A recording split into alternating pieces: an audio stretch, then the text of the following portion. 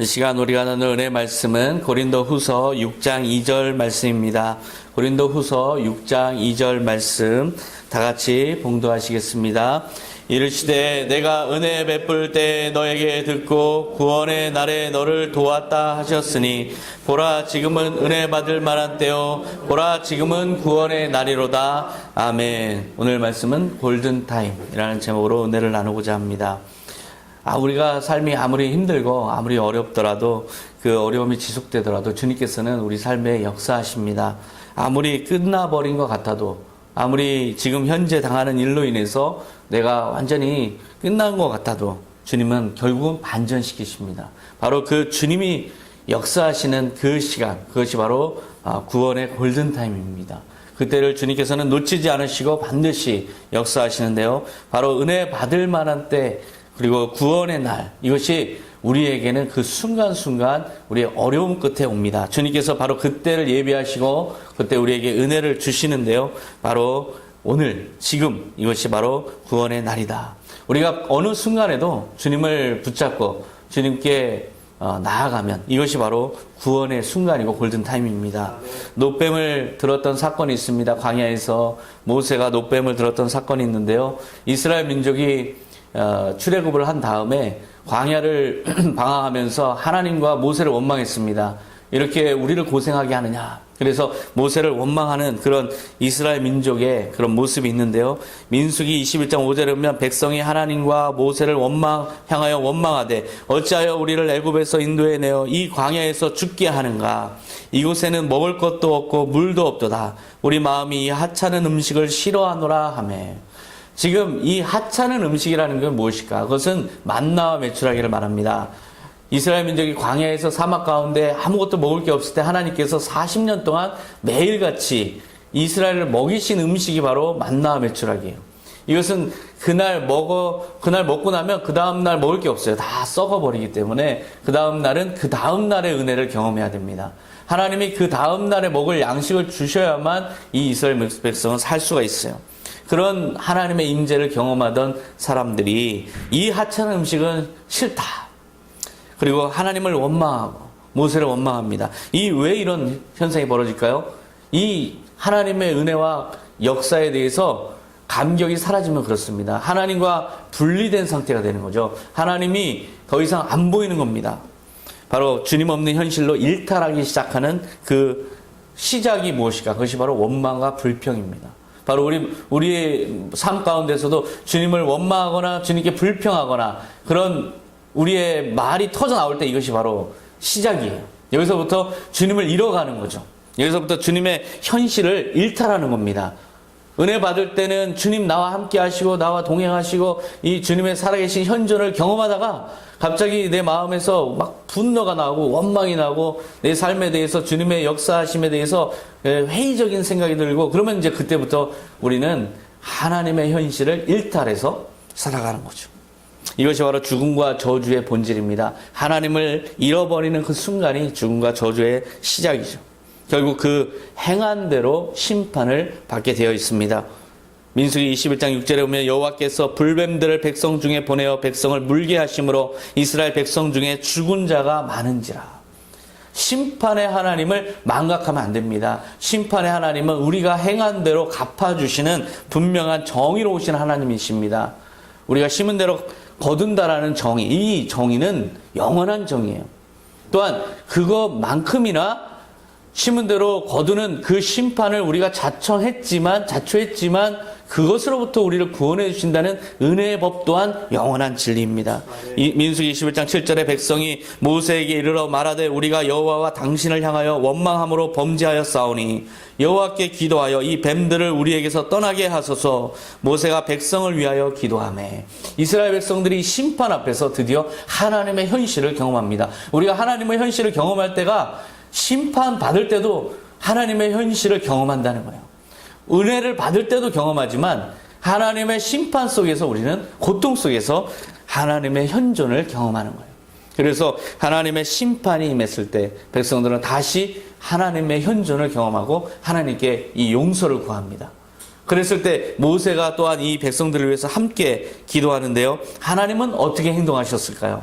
하나님은 그 다음에 어떻게 행하셨을까요? 이 뱀들을 우리에게서 떠나게 하소서 이렇게 구하는 백성들에게 하나님은 21장 8절에서 역사하시는데요. 여호와께서 모세에게 이르시되 불뱀을 만들어 장대 위에 매달아라. 물린 자마다 그것을 보면 살리라.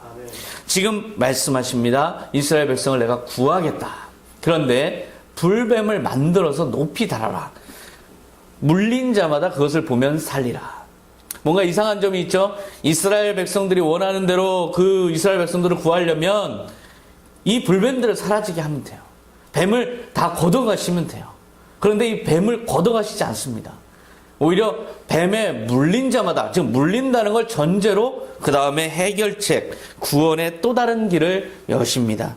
뱀이 사라지게 하는 것이 아니라 뱀에 물려도 죽지 않을 또 다른 길을 예비하시는 주님의 이 섭리를 한번 보십시오. 뱀은 죄로 인해서 불러들인 이스라엘 민족이 자초한 심판입니다. 이 심판을 거둔다는 것은 그것은 정의에 맞지 않습니다. 어떠한 죄를 저질렀을 때 우리 하나님을 떠난 죄, 그 죄에 대해서 감수해야 될 고통은 그것은 어쩔 수 없이 그 죄로 인해서 심판이 주어진 것이고 그것을 거두는 것은 하나님께서 하시지 않습니다. 단 그것을 이제 그 상황 속에서 주님을 의지하고 주님을 믿으면 죽지 아니하리라. 바로 그렇게 하나님은 해결하십니다.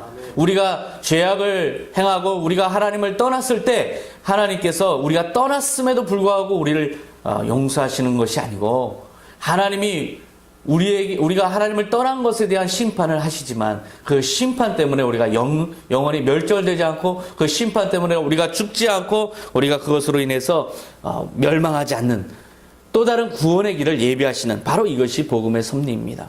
그래서 민수기 21장 9절에 보면 모세가 놋뱀을 만들어 장대 위에 다니 뱀에게 물린 자가 놋뱀을 쳐다본 즉 모두 살더라. 놋뱀을 만들어서 장대 위에 달았을 때 놋뱀이 사라진 게 아니에요. 그 장대를 보는 사람이 구원을 받는 것이지. 근데 그 장대를 보려면 물려야죠. 그러니까 물린다는 것은 엄연한 심판은 우리에게 주어지는 것입니다. 항상 명심해야 될 것은 내가 행한 대로 심판을 받는다는 거예요.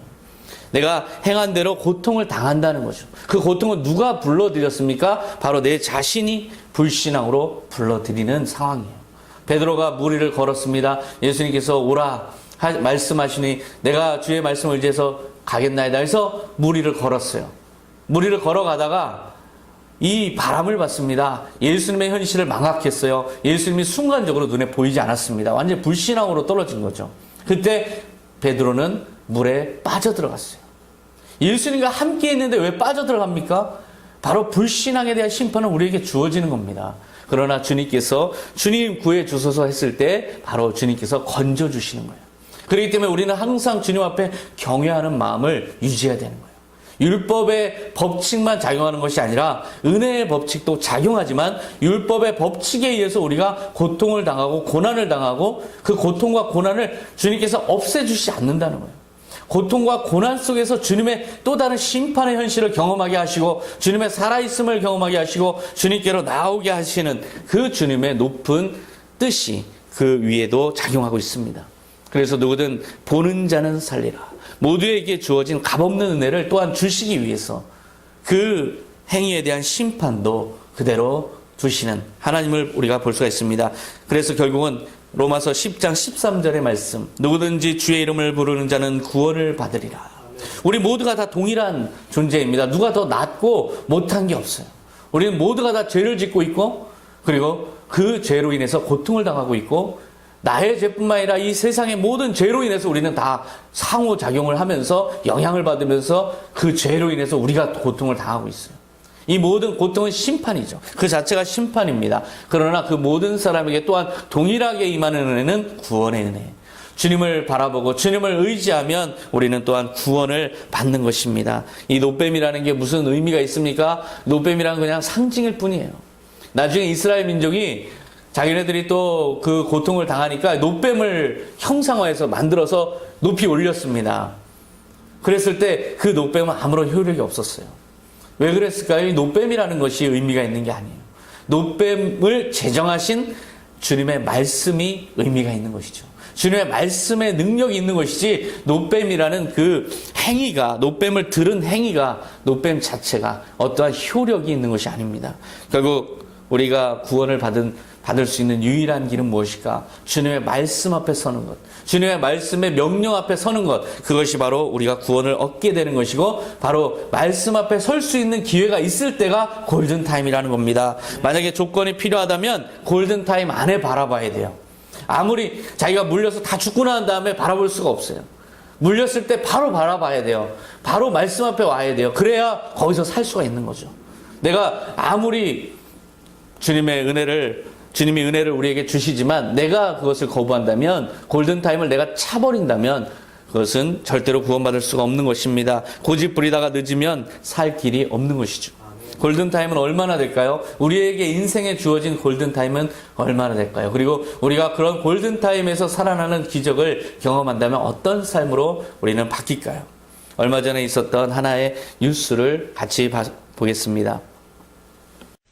산 정상에서 심장이 멎은 60대 남성이 응급조치로 살아났는데요. 당시 소방본부와 실시간으로 영상통화를 해서 심폐소생술을 한 시민이 KBS 김기만 아나운서여서 화제입니다. 119 영상통화로 이루어진 긴박했던 당시의 상황 함께 보시겠습니다. 이현기 기자가 전해드리겠습니다. 서울 아차산 정상에서 심장이 멎은 60살 김주영 씨에게 한 시민이 심폐소생술을 합니다. 구령에 맞춰서 하세요. 하나, 둘, 셋, 넷, 다섯, 여섯. 소방본부에선 영상통화로 실시간 대처법을 지도합니다. 환자 옆으로 눕혀줘요. 심장이 다시 뛰었다 멈췄다를 반복하길 30분. 혼연일치가 된 노력은 결실을 맺었습니다. 김 씨는 병원 이송 4흘 만에 의식을 되찾았고 3주 뒤엔 건강을 되찾았습니다. 당시 쓰러진 김 씨를 발견하고 심폐소생술을 한 시민은 김기만 KBS 아나운서였습니다. 왠지 다시 사는 것 같아가지고 하여간 쟤는 뭐라고 말할 수 없을 정도로 저도 고맙습니다. 선생님 덕분에 선물을 받은 것 같아요. 저도 더 열심히 살아야겠다는 생각이 들고. 고맙습니다. 아유, 고맙습니다. 하여간 저분 때문에 하여간 이제 굉장히 이제 좀 기쁘죠. 하여간 뭐라 그럴까, 이게 전에하고는 좀 다르게 세상을 보게 되더라고요. 영상통화로 응급조치를 도왔던 구조대원도 만나봤습니다. 반갑습니다. 고생 많으셨어요. 전화로 뵙다가 또 만나시네요. 네. 심정지 환자가 응급조치로 회복할 수 있는 골든타임은 4분. 누구나 119로 도움을 청하면 영상통화로 응급조치를 돕는 시스템을 이용할 수 있습니다. 저희 안내에 따라서 응급조치를 하면 그분이 소생하는 데 굉장히 도움이 될 것 같습니다. 시행 첫 해인 올해 20명이 넘는 시민이 이 시스템 덕분에 소중한 생명을 되찾았습니다. KBS 뉴스 이현기입니다. 우리 사이에서, 우리 삶에서 일상적으로 일어나는 그런 하나의 사건이지만 이 죽음의 순간은 원하지 않게 우리에게 갑자기 닥칠 수 있습니다. 만약에 그럴 때 누군가가 없다면 어떨까요? 만약에 누군가가 없어서 골든타임을 놓쳐버렸다면, 4분을 놓쳐버렸다면 어떻게 됐을까요? 완전한 그 생명은 구할 수 없는 겁니다. 다시 사는 기분이다, 이렇게 이분이 말씀하시는데요.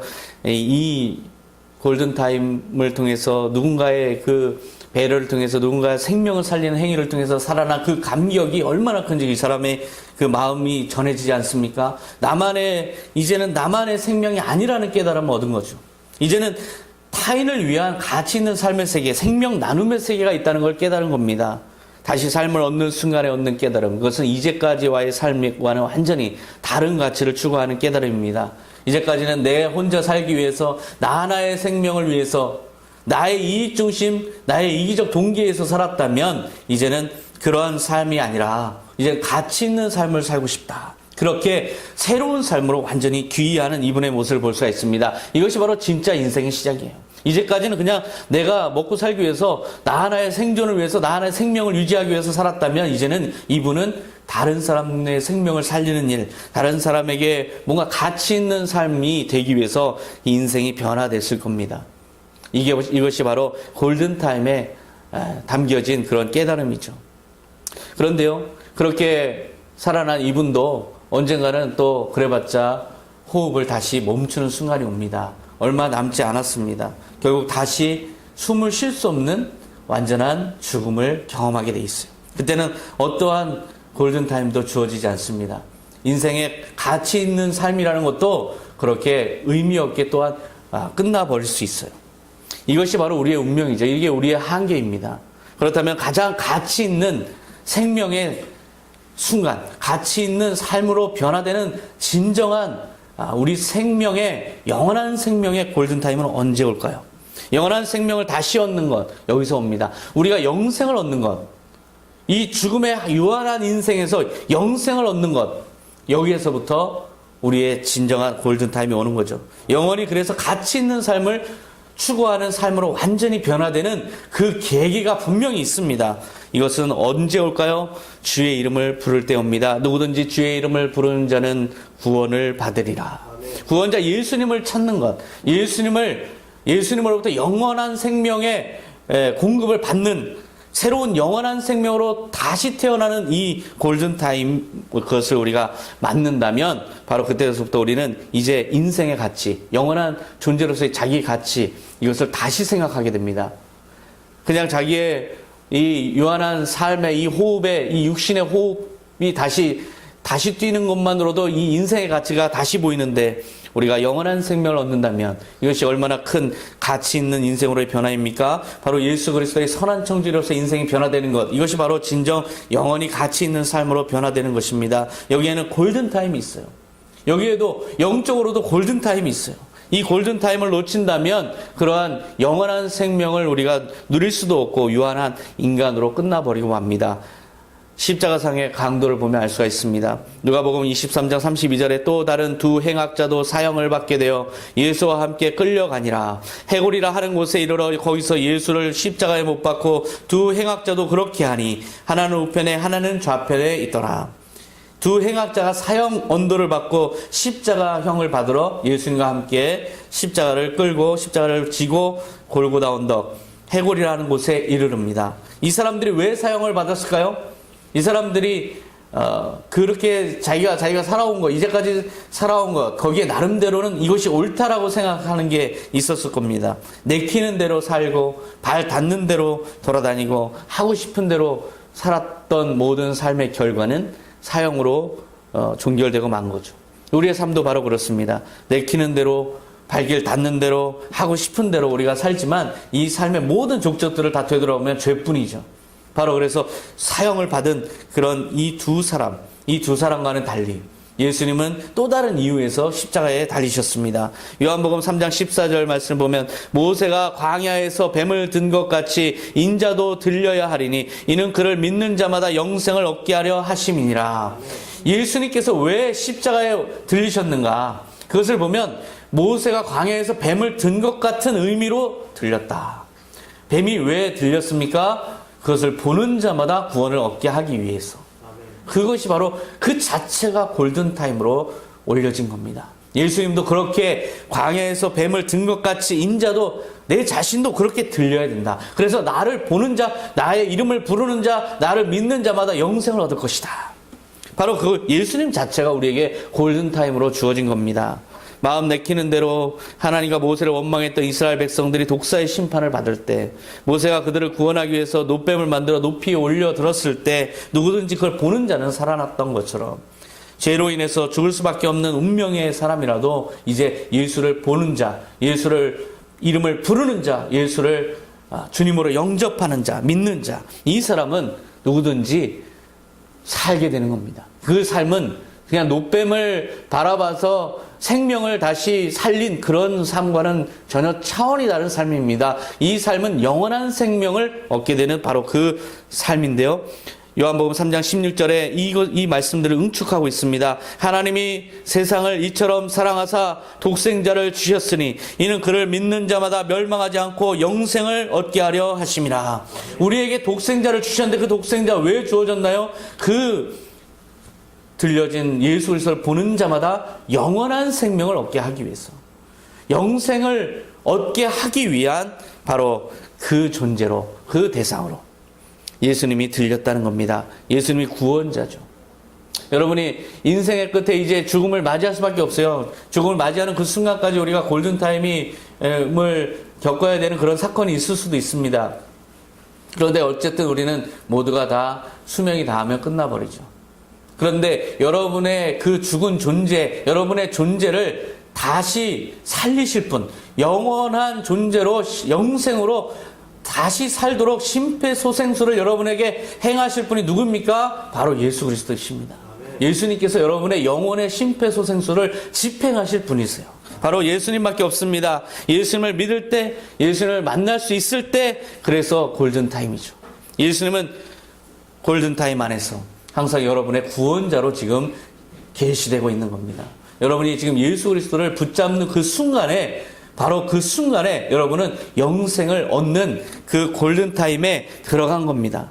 누가복음 23장 34절에 이에 예수께서 이르시되 아버지 저들을 사하여 주옵소서 자기들이 하는 것을 알지 못함이니이다 하시더라. 이렇게 우리를 살리실 분의 진정성을 한번 보세요.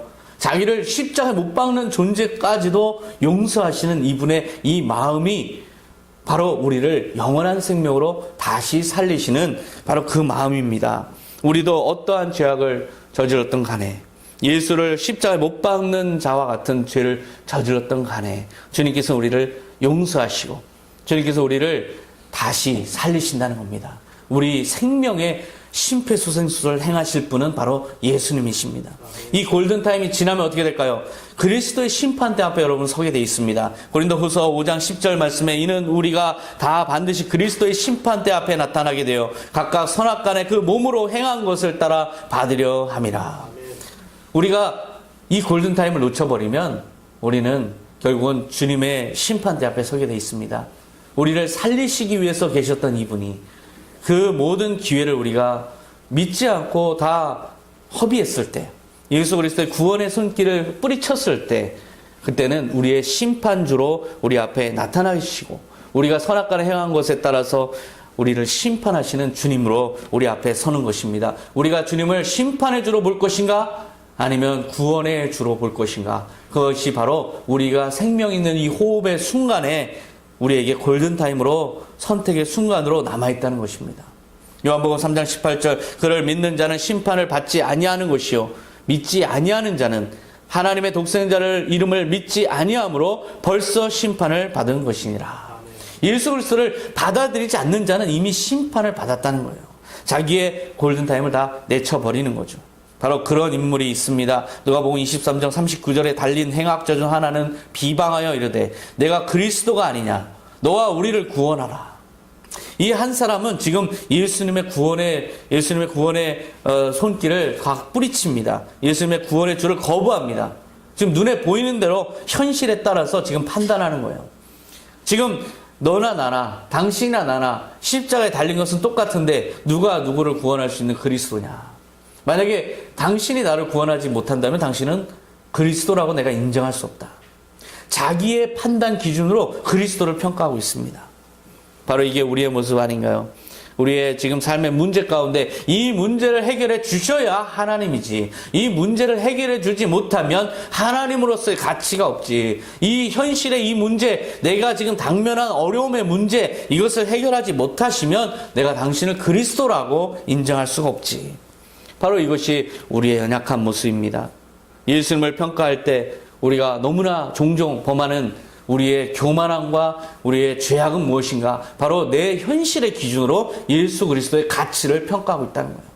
내 지금 문제를 중심으로 예수님의 존재 가치를 평가하고 있어요. 지금 내가 당면한 문제, 내가 사업이 안 되고, 내가 병에 걸리고, 내가 관계가 틀어지고, 모든 문제 가운데 있는 그것을 기준으로 이것을 해결하면 주님이고, 해결 못하면 주님이 아니고, 이걸 해결해주면 내가 주님을 믿고, 해결 안 해주면 내가 주님을 인정하지 않고, 바로 자기의 기준으로 모든 것을 판단하는 거예요. 생명을 얻어야 될 자가 그런 판단을 할 수 있습니까? 생명을 얻어야 될 자가 그런 자격이 있습니까? 누가복음 23장 40절에 또 다른 한 사람이 나옵니다. 내가 정죄를 받고서도 하나님을 두려워하지 아니하느냐. 이 사람이 행한 것은 옳지 않은 것이 없느니라. 예수 그리스도를 온전하게 바라봅니다. 자기를 기준으로, 현실을 기준으로 판단하는 게 아니에요. 예수님의 그 말씀을 기준으로, 예수님이 행하신 그 삶을 기준으로 예수님을 바라봅니다. 그리고 주의 이름을 부르는데요. 23장 42절 예수여 당신의 나라 임하실 때 나를 기억하소서. 이것이 바로 우리가 주님께 부르짖어야 되는 가장 최종 우리의 기도입니다. 주님, 내가 주님의 나라 갈 수 있도록 나를 기억하시옵소서. 그리고 내 영혼을 주님께 바칩니다. 이것이 바로 우리가 해야 될 마지막 기도 아닙니까?